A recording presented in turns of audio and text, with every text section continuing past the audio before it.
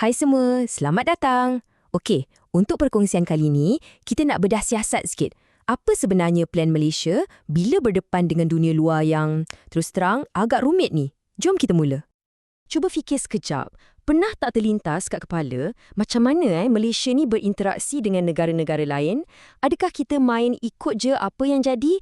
Atau sebenarnya ada satu game plan yang betul-betul tersusun di sebalik semua ni? Okey, sebelum kita kupas lebih dalam, jom kita fahamkan dulu apa benda sebenarnya hubungan antarabangsa ni.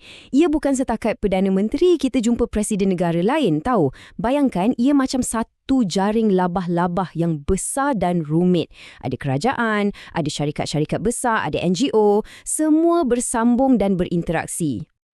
Dan jawapannya, ya, Malaysia memang ada plan yang jelas. Dasar luar kita ni bukan main tembak je. Ia dibina atas 3 tiang seri yang sangat kukuh. Nak tahu apa dia? Jom kita tengok. Inilah dia. 3 prinsip utama dasar luar kita. Nombor 1, dan ini yang paling penting, jaga kedaulatan dan kepentingan negara. Anggap je ni macam perisai utama kita. Nombor 2, kita guna diplomasi yang bijak. Maksudnya, kita lebih suka berbincang daripada bergaduh.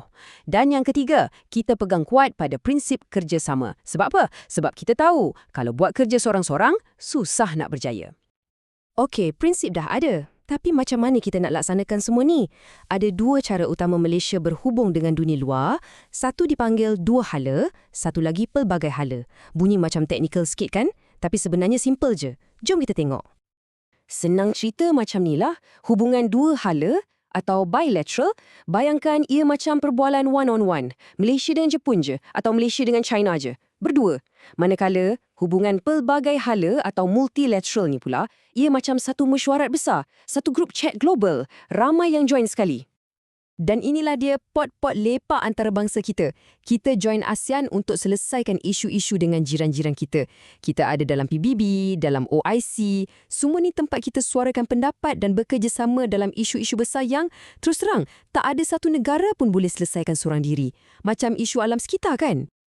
Okey, setakat ni kita dah faham macam mana Malaysia buat kerja kat luar sana. Tapi soalan paling besar sekarang ialah, kenapa? Kenapa semua ni penting sangat? Apa untungnya untuk negara? Dan yang lagi penting, apa untungnya untuk kita sebagai rakyat biasa? Jom kita mulakan dengan yang paling asas, politik dan keselamatan. Ini soal nak pastikan negara kita ni selamat, aman dan orang luar pandang tinggi. Hubungan baik dengan negara lain ni bukan setakat senyum-senyum dan bergambar tau. Ia sebenarnya macam benteng pertahanan kita. Ia jaga sempadan kita, ia jaga keamanan kita dan pada masa yang sama ia naikkan nama Malaysia di mata dunia. Paling penting, bila ada ancaman macam pengganas antarabangsa, kita tak boleh lawan sorang-sorang. Kita kena bekerjasama. Inilah gunanya kawan-kawan antarabangsa. Okey, selain dari keselamatan, ada satu lagi benda yang sangat penting untuk kita semua. Duit. Macam mana semua hubungan antarabangsa ni boleh bagi kesan pada ekonomi negara dan poket kita sendiri? Senang je. Bila hubungan kita baik dengan negara lain, senanglah kita nak jual barang kita kat sana. Itu namanya perdagangan. Duit masuk. Lepas tu, bila syarikat-syarikat luar yakin dengan Malaysia, mereka akan datang buka kilang, buka ofis kat sini. Bila mereka datang, apa jadi? Yup, lebih banyak peluang kerja untuk kita semua. Nampak tak kaitannya? Dasar luar negara ni betul-betul ada kesan pada hidup kita. Tapi faedahnya bukan setakat keselamatan dan ekonomi je. Ia pergi lebih jauh lagi, masuk ke dalam bidang sains, teknologi dan sosial yang membentuk dunia moden kita hari ni. Melalui kerjasama macam ni lah, kita boleh bertukar-tukar ilmu, hantar pelajar kita ke luar negara dan tingkatkan kualiti pendidikan kita. Nak contoh paling power, ingat tak masa COVID-19 dulu? Macam mana kita boleh dapat vaksin dengan cepat? Itulah hasil kerjasama antarabangsa. Saintis dari seluruh dunia berkongsi data, bekerjasama dan hasilnya berjuta-juta nyawa dapat diselamatkan. Ini bukan cerita dongeng. Ini benda betul yang jadi. Okey, dengar macam best je kan semua ni. Tapi realitinya, pentas dunia ni bukan taman permainan. Banyak sangat cabaran dan duri yang Malaysia kena hadap dengan berhati-hati. Bayangkan kita kena berdepan dengan macam-macam isu. Ada isu ekonomi, nilai duit kita turun naik. Ada isu kemanusiaan, macam pelarian. Lepas tu, ada pula ancaman moden yang tak nampak dengan mata kasar. Penggodam cyber, jenayah antarabangsa.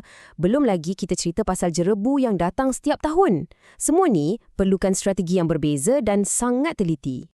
Jadi, dalam keadaan yang kelam kabut dan penuh cabaran ni, apa yang jadi panduan Malaysia?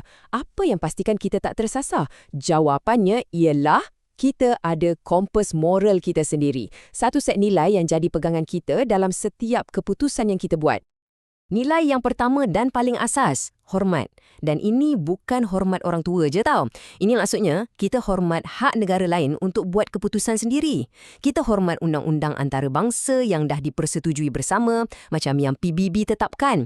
Walaupun kadang-kadang kita tak setuju, kita tetap hormat.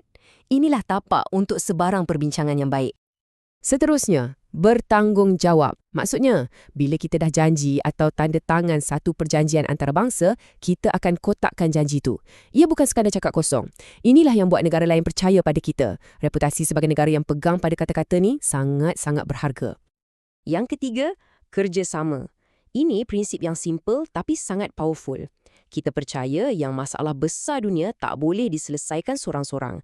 Api jerebu tak kenal sempadan kan? Virus pun sama.